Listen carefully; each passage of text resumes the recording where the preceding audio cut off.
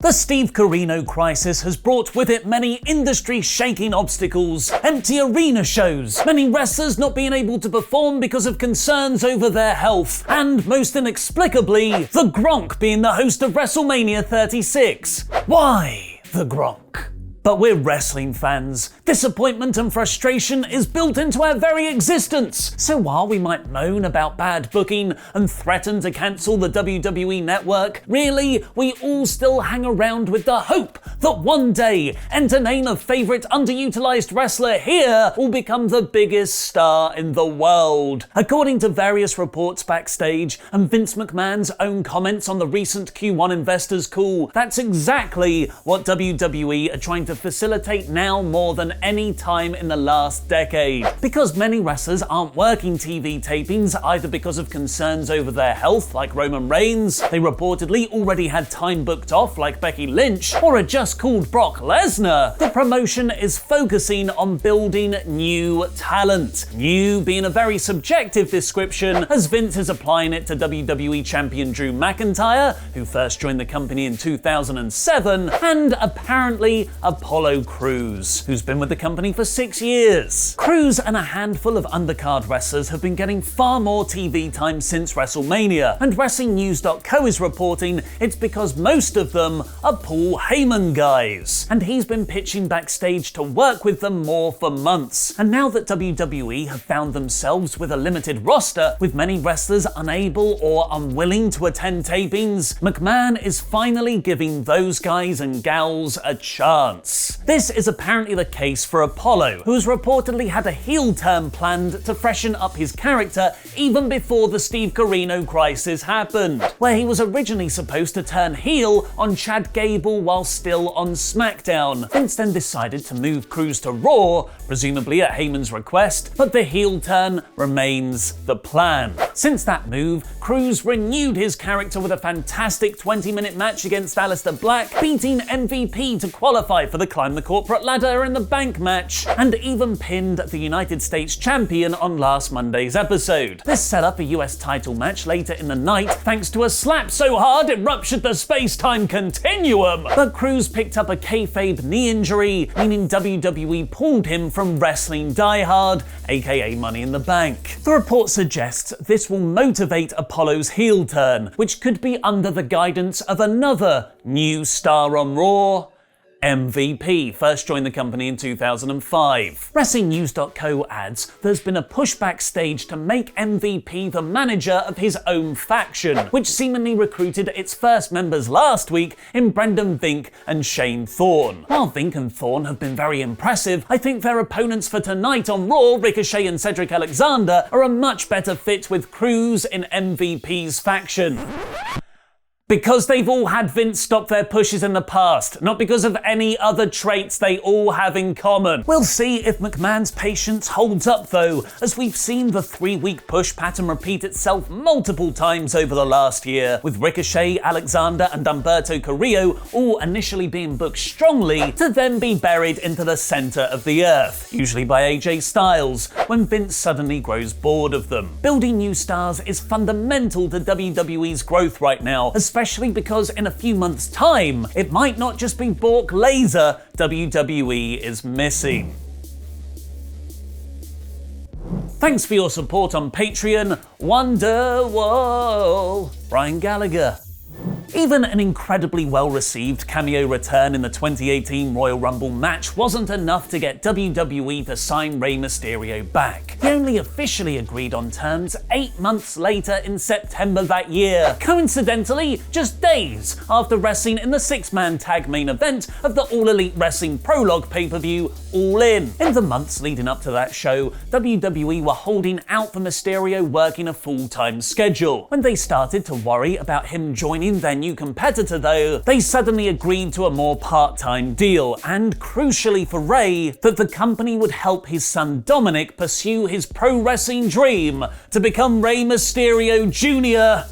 Jr. About 6 months ago, that seemed to be happening. Dominic had been appearing in backstage segments with Rey since WrestleMania 35, and then the father and son team entered a feud with Brock. It was even reported Dominic had signed a deal with WWE. But then following Rey's match against Lesnar at Survivor Series, and whatever the Cain Velasquez debut was meant to be, the Dominic storyline, like so many other backstage promises in WWE, evaporated. Mysterio signed a 2-year deal in September 2018, but his contract actually had an opt-out clause after 18 months. WrestlingNews.co have now revealed Rey did not exercise that option, but his contract is still set to expire in 4 months this September, for which currently he has not agreed to terms. The wrestling landscape is a very different, potentially far more lucrative place to when Mysterio signed with WWE in 2018. A foresight Rey presumably had by only agreeing a 2-year deal. Now AEW is an official promotion with weekly TV, where Mysterio has a lot of friends. Rey can negotiate a very favourable big money contract with guarantees his son will be looked after. That said, Rey is working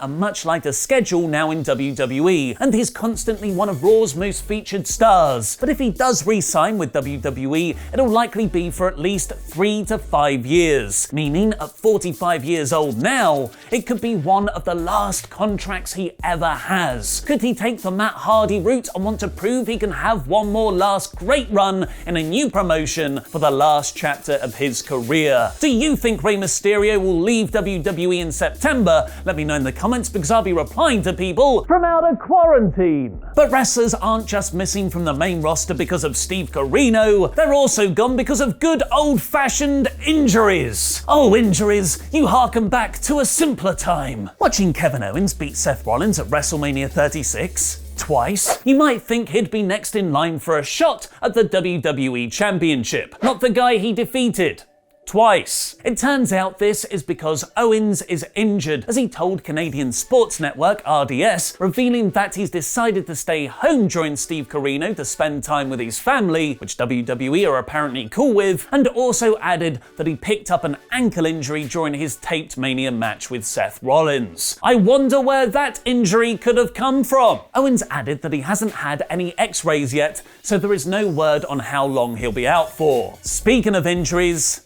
unfortunate segue.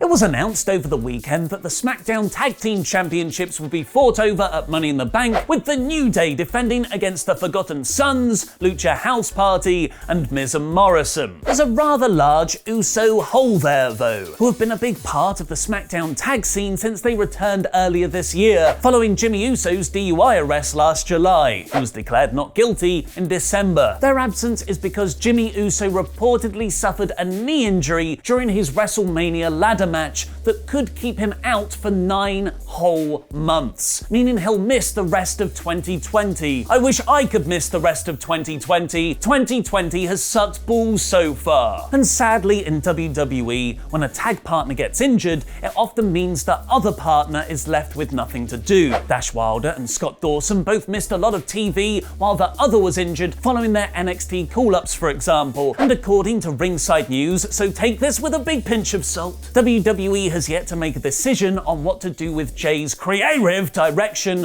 while his brother is out. And it's more bad news for the Blue brand, as following last week's disastrous rating, this past Friday's SmackDown drew another new record low rating, under 2 million viewers. SmackDown's first episode on Fox, which the network paid $1 billion for, drew nearly 4 million viewers back in October. Wrestling TV ratings are unfortunately down across the board, despite Raw, SmackDown, NXT and Dynamite putting on great TV, fans or no fans. AEW's consistent quality run extends before this though, back to the start of the year, after a dodgy end to 2019, and it seems we have one person to thank for this. Khan! When the Florida lockdown was put in place, AEW taped 6 weeks worth of TV to take them almost all the way up to Double or Nothing 2 later this month, mostly based around the TNT Championship tournament, a feud between the best friends in Kenny Omega, Britt Baker versus Hikaru Shida, and more. PW Insider has revealed Tony Khan was the creative lead on all of this and came up with the booking of every episode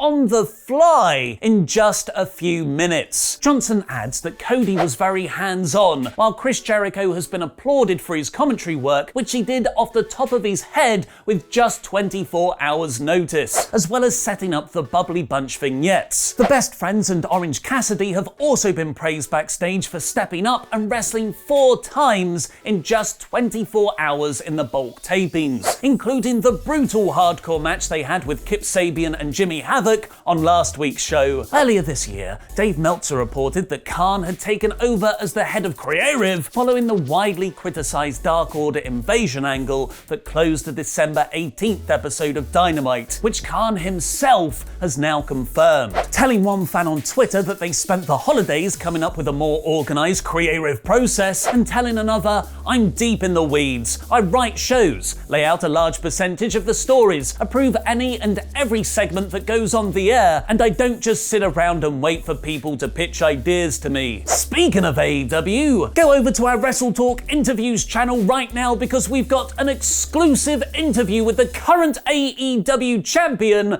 Jon Moxley. Mox talks about his crazy year of leaving WWE and then debuting for AEW and New Japan, and how Joey Janela is massively undervalued, all ahead of his new cage fighter film, which comes out on the 16th of May. Click the video on the right now to watch the full interview, and subscribe to WrestleTalk interviews while you're there because we've got plenty more to come. And want to relive 12 insane WWE injuries we saw happen live? Click the video below that to watch Adam Blompier's latest list, and make sure to check WrestleTalk.com for the latest wrestling news. I've been Ollie Davis, and that was wrestling.